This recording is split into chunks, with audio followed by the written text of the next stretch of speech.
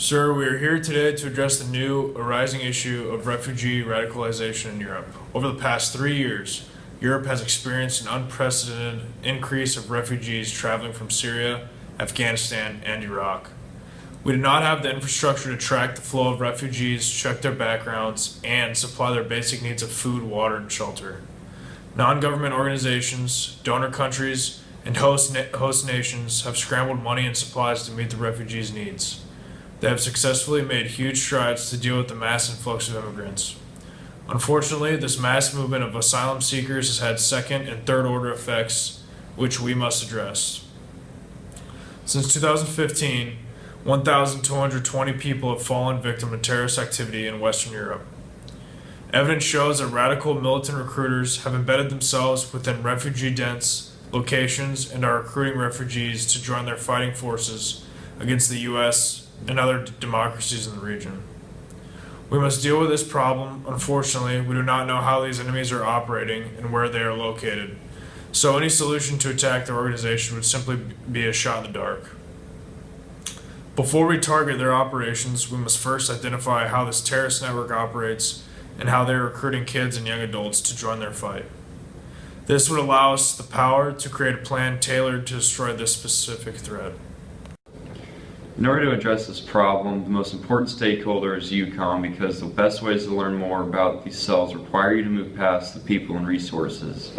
The other important players are the refugees, the terrorist players, host countries, and non-governmental organizations. Each of these organizations can offer a different contribution to the system.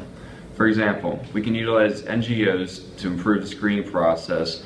We can gain high intelligence from the refugees, and will be operating under these countries' umbrellas and must work closely with their hosts' highest officials and military leaders. When creating the solutions, we determine the most important factor is time.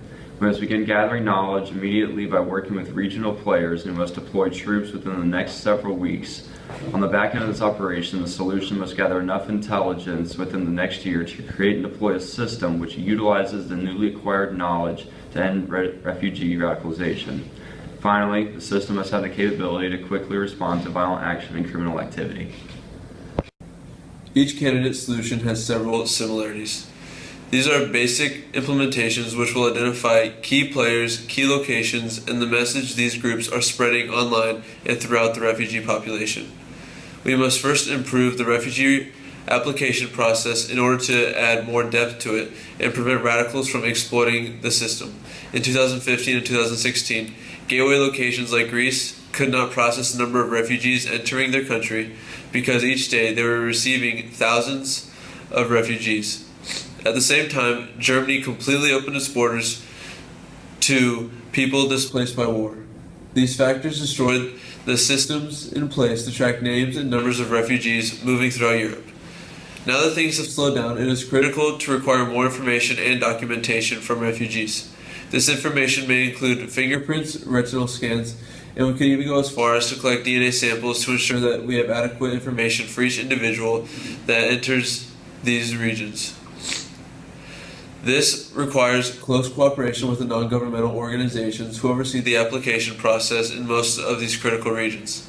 Secondly, another aspect where we need to strengthen the operation attacking radical militant cells, cyber networks.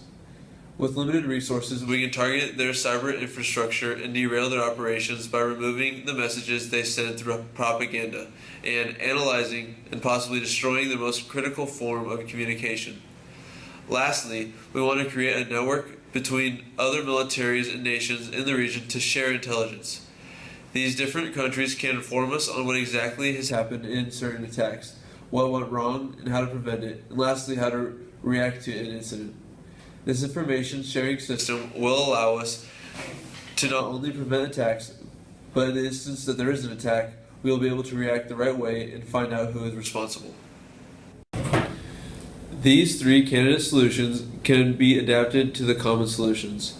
These candidate solutions target different locations, have different forms of police forces, and then different forms of human intelligence gatherers. Our first candidate solution targets undercover personnel at the border of the countries refugees originate from and deploys undercover forces to gain intelligence without any police force. This solution focuses on the refugee regions near the Syrian and Iraqi borders, and Lebanon and Turkey, because these are the most refugee-dense locations and will most likely have the highest concentration of extremist soldiers before they're distributed throughout Europe. Additionally, when we identify recruiters, we can immediately detain them and prevent them from moving into democratic European nations. This candidate solution presents one major challenge. We are working very closely to the enemy's turf, and this presents a set of problems. We cannot use uniformed soldiers because we would put them at a high risk for being attacked, and recruiters know the locations better and have the better means for travel to change plans and continue working. In other words, we would need some homegrown talent to teach us the ropes of the area. Additionally, human intelligence gatherers will work to build relationships with refugees and seek knowledge through them, or to possibly experience the recruitment tactics firsthand. Our second candidate solution targets gateway locations, which would include places such as Greece and Italy, as well as the locations discussed before, and use a combination of uniformed police forces and undercover human intelligence gatherers. Working in Greece and Italy will protect soldiers deployed in these locations because they're allied nations.